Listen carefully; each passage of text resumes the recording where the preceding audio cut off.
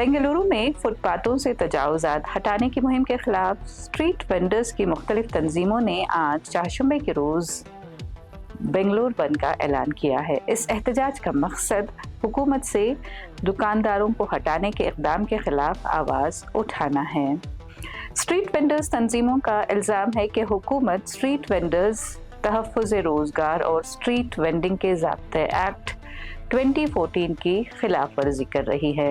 उनका कहना है कि कानून के तहत मुकर्ररा तरीक़ेकार पर अमल किए बगैर वेंडर्स को उनकी जगहों से हटाया जा रहा है। स्ट्रीट वेंडर्स कारकुन और वकील विनय श्रीनिवास ने कहा कि फ्रीडम पार्क में एहतजाज में 5 से 6 हज़ार अफराद की शिरकत मुतवक्को है। उन्होंने खबरदार किया कि अगर हुकूमत ने मुतालबात तस्लीम न किए तो एहतजाज पूरे कर्नाटक में किया जा सकता है। दरअसल ग्रेटर बेंगलुरु अथॉरिटी ने 1 जुलाई से सेफ फुटपाथ मुहिम शुरू की है, जिसका मकसद फुटपाथों से तजावुज़ात ख़त्म करना और पैदल चलने वालों के लिए सहूलत करना है।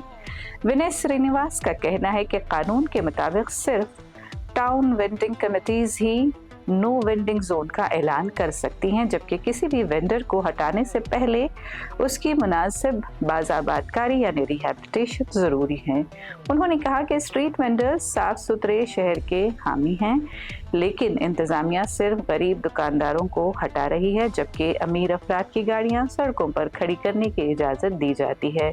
उनका कहना था कि अगर 8 फीट चौड़ा फुटपाथ हो तो वेंडर्स को सिर्फ 3 फीट जगह दी जाए, जबकि 4 फुट चौड़े फुटपाथ पर वो जगह का मुतालबा नहीं करते।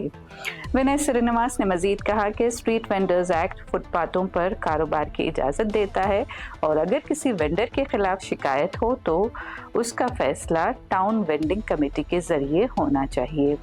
उन्होंने मौजूदा सूरत हाल का जिम्मेदार इंतज़ामिया को बताया और कहा कि अब तक वेंडर्स का मुकम्मल सर्वे तक नहीं किया गया और ना ही तमाम अहल अफराद को शनाख्ती कार्ड दिए गए, जिसके बायस शहर में उलझन और बद इंतज़ामी हो गई है।